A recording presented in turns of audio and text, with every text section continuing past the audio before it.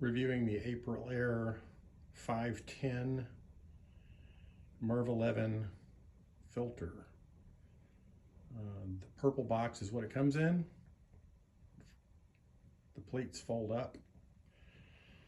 And this is the clean filter that I just took out of the box. This is the filter I took out of the unit after the first year. So this is the original filter that was in the unit.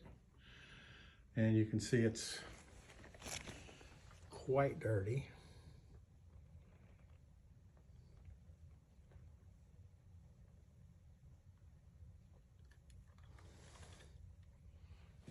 I'm going to turn it over. You see this side is clean. It's got the wire mesh support. Really happy with this filter.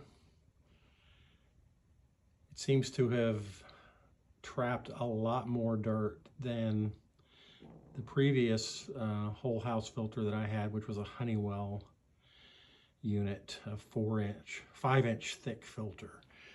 This is a 4-inch filter, 31 by 28 by 4.